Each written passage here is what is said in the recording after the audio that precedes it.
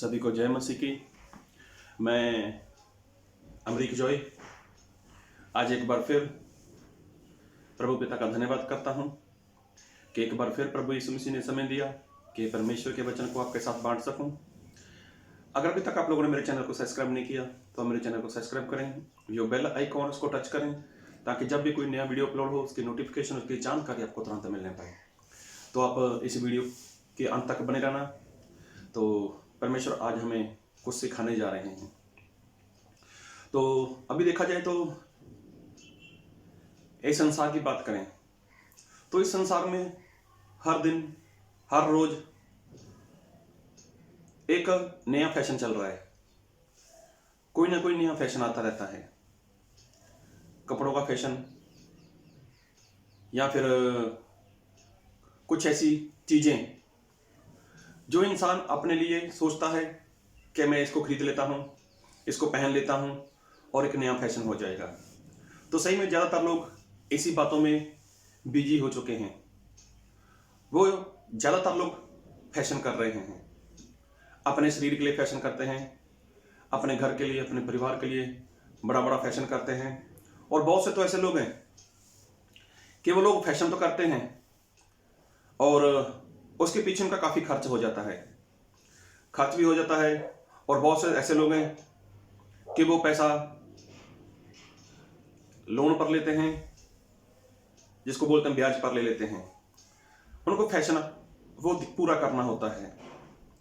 तो मैं ऐसा नहीं बोलना चाहता या मैं ऐसा कहना नहीं चाहता कि आप ऐसा मत करो।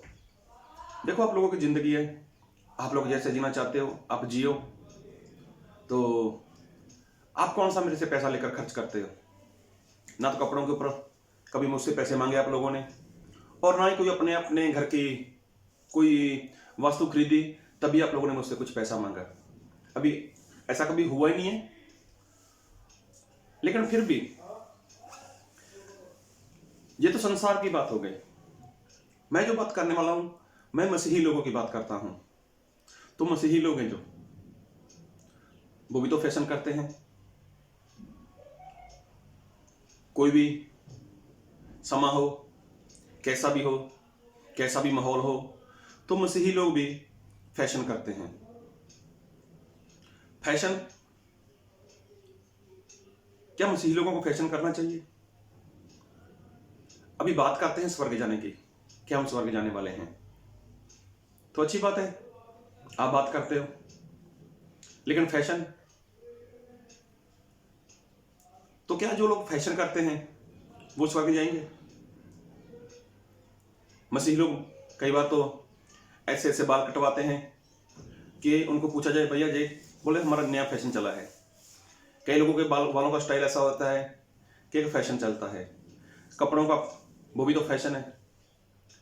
और मसीही को मानने वाले लोगों के जो स्टाइल है, कई लोग तो बड़े बड़े सेवक लोग ऐसे रहते हैं कि वो यहाँ पर एक छोटी सी, हाँ, दाढ़ी नहीं बोल सकता उसको मैं, उसको मूंछ भी नहीं बोल सकता, मूंछ का बच्चा उसको यहाँ पर रखते हैं होठ के नीचे।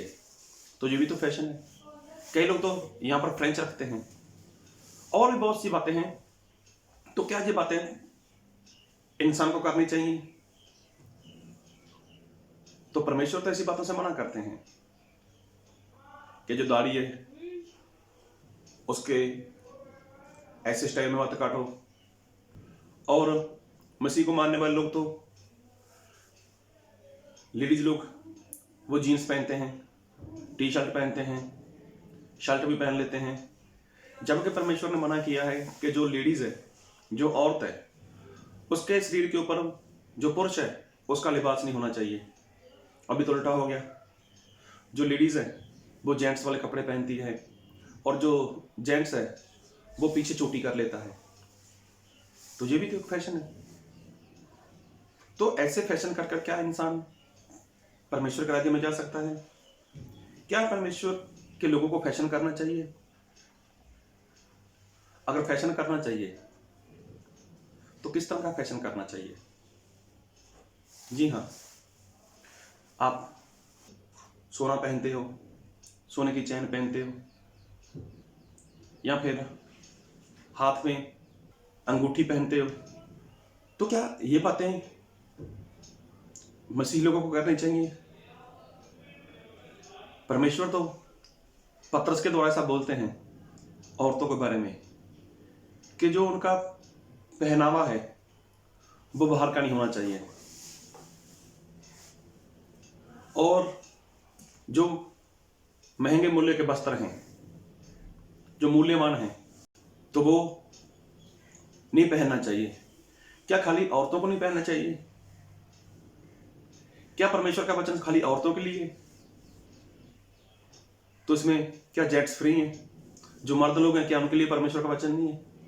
अगर औरत के कपड़े के ऊपर पाबंदी लगा दी परमेश्वर ने कि मूल्यवान नहीं पहनना, ज्यादा महंगा नहीं पहनना, तो क्या जो मर्द है उसको छूट दे दी? आज बहुत से लोग 3,000 3,500 रुपए की पैंट पहनते हैं, उससे भी महंगी पहनते होंगे, वो अलग से बात है। तो क्या परमेश्वर ऐसा चाहते हैं? कैसा करे इंसान? क्या परमेश्वर ने जो वचन दिया है उसमें कोई पक्षपात किया है? नहीं, हमारे परमेश्वर ऐसा कभी नहीं करते। अगर परमेश्वर ने औरत के लिए बोला है तो परमेश्वर ने मर्द के लिए भी बोला है। तो मैं मेन बात पे आता हूं, मसीही लोगों को फैशन करना चाहिए। जी हाँ, क्योंकि प्रभु यीशु मसीह की शादी है और प्रभु यीशु मसीह वो दूल्हा है, और दूल्हा जब आएगा तो वो भी तो साथ सवार कर ही आने वाले हैं, और प्रभु यीशु मसीह जब आएंगे वो अकेले कहाँ आने वाले हैं? उनके साथ पूरी बारात होगी, और ऐसे वैसे नहीं होगी, वो भी तो घोड़ों के ऊपर सवार होकर आने वाले हैं, और बड़ी सारी तुरी की आवाज आएगी। तो एक दूल्हा जब आ रहा है तो किसके लिए आ रहा है? वो तो अपनी दुल्हन के लिए आ रहा है, अपनी दुल्हन को लेने के लिए। तो प्रभु यीशु मसीह भी तो जब आएंगे पूरी बारात के साथ आएंगे, और जो दूत हैं वो लोग भी जश्न करेंगे, आनंद करेंगे, वो भी तो नाचेंगे, गाएंगे, भांगड़ा करेंगे कि प्रभु यीशु मसीह की शादी है। और प्रभु यीशु मसीह भी जब आएंगे तो वो तो बादलों पर आएंगे, और किसके लिए आएंगे? वो तो अपनी दुल्हन को लेने के लिए आएंगे। आज देखो, आज लोग शादी करते हैं, शादी में आप भी जाते हो, मैं भी जाता हूं, तो वहां पर देखते हैं जो एक दुल्हन होती है वो सर के बाल से लेकर पांव की एड़ी तक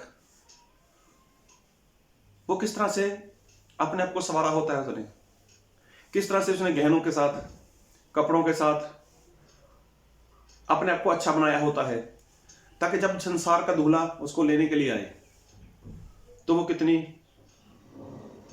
उसको खूबसूरत लगे। तो वो सारी बातों में अपने आप को ऐसा बनाकर रखती है।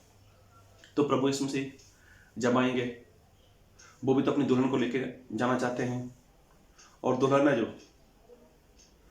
तो उसको भी चाहिए कि वो क्या करे, वो भी गहने पहने, उसके भी हार श्रृंगार हो, वो भी सुंदर लगे, उसके भी कपड़े पहने हों। जी हाँ, और बाइबल में ऐसा लिखा है, और मैं वचन पढ़ता हूं के लिए प्रकाशित वाक्य उसका 19 अध्याय उसका 7 वचन। आओ हम आनंदित और मगन हों और उसकी स्तुति करें, क्योंकि मेमने का विवाह आ पहुंचा है और उसकी दुल्हन ने अपने आप को तैयार कर लिया है। उसको शुद्ध और चमकदार महीन मलमल पहनने का अधिकार दिया गया है, क्योंकि उस महीन मलमल का अर्थ पवित्र लोगों के धर्म के काम है। तो देखो, जो मेमना मतलब प्रभु यीशु मसीह, उसकी क्या है? उसकी शादी है, और जो उसकी दुल्हन है उसने क्या किया हुआ है? अपने आप को तैयार किया हुआ है। कैसे? कपड़ों के साथ कपड़े पहने हैं उसने। तो सही में जो कपड़े पहने हैं, और वो कपड़े क्या हैं? क्योंकि उस महीन मलमल का अर्थ पवित्र लोगों के धर्म के काम है। मतलब धर्म के काम बोले तो आज्ञाकारी, मतलब जो दुल्हन प्रभु यीशु मसीह के साथ जाना चाहती है, और जो दुल्हन चाहती है कि मैं प्रभु यीशु मसीह की दुल्हन बनकर प्रभु यीशु मसीह के साथ रहूं, तो वो क्या करेगी? वो आज्ञाकारी करेगी। और कपड़े क्या हैं? वो आज्ञाकारी, वो आज्ञाकारी को दर्शाते हैं। तो जिस दुल्हन में परमेश्वर के वचन की आज्ञाकारी है, तो वो प्रभु यीशु मसीह की दुल्हन है। और उसको संसार वाला फैशन नहीं, उसको आत्मा वाला फैशन चाहिए। और वो आत्मा में फैशन करती है। और आत्मा में जो फैशन है तो उसके भी तो कुछ गहने होते हैं, उसके भी तो कुछ हार श्रृंगार होगा। और वो क्या है हम देखेंगे नए नियम से, गलातियों उसका 5 अध्याय उसका 22 वचन पढ़ूंगा आपके लिए, 22 और 23। पर आत्मा का फल प्रेम, आनंद, शांति, धीरज, कृपा, भलाई, विश्वास, नम्रता और संयम है। ऐसे ऐसे कामों के विरोध में कोई भी व्यवस्था नहीं। तो देखो गलातियाँ 5 उसका 22 और 23। तो यहाँ पर आत्मा के फल हैं, यहाँ पर 9 फल लिखे हैं।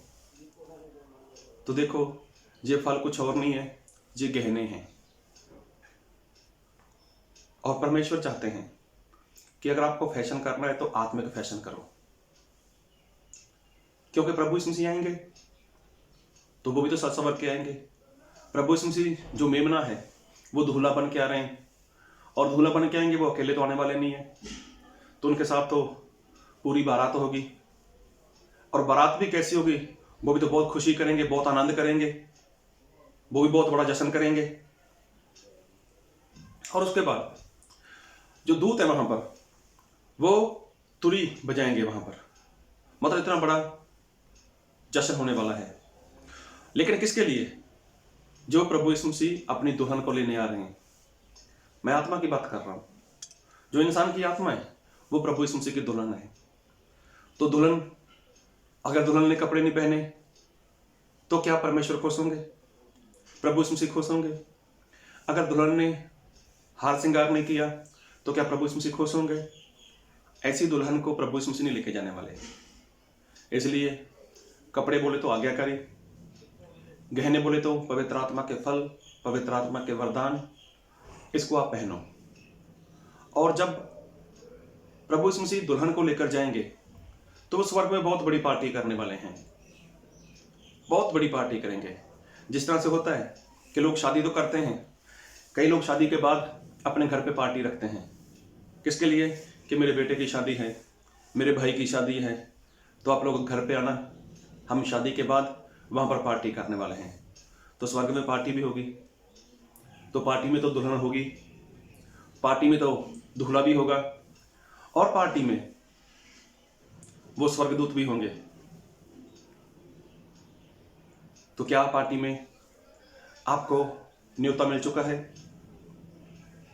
क्या पार्टी में आपको इनविटेशन मिल चुका है? आपको मालूम है कि दूल्हा आने वाला है, आपको मालूम है कि दूल्हा आएगा, और उसके बाद पार्टी होने वाली है जब वो बारात को दुल्हन को लेकर चला जाएगा। तो जो इनविटेशन कार्ड रहता है ना, उसमें लिखा रहता है कि क्या होगा, कब खाना होगा, कब नाचना होगा, सब कुछ लिखा रहता है। तो इनविटेशन कार्ड आपके पास तो है, आपके घर में भी है, तो मुझे नहीं लगता शायद आपने कभी उसके ऊपर ध्यान दिया हो। तो इनविटेशन कार्ड कुछ और नहीं है, ये पवित्र बाइबल है।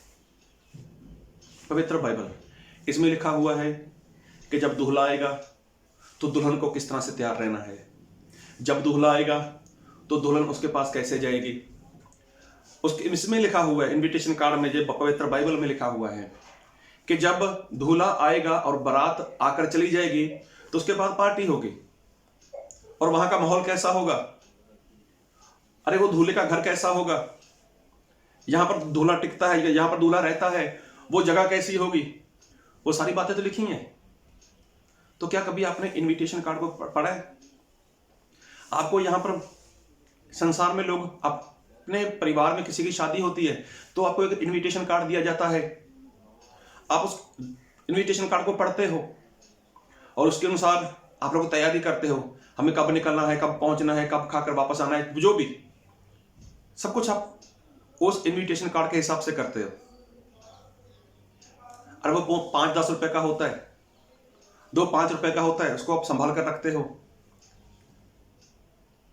उसके अनुसार आप सभी तैयारी करते हो। तो ये पवित्र बाइबल, इसकी कोई कीमत नहीं है,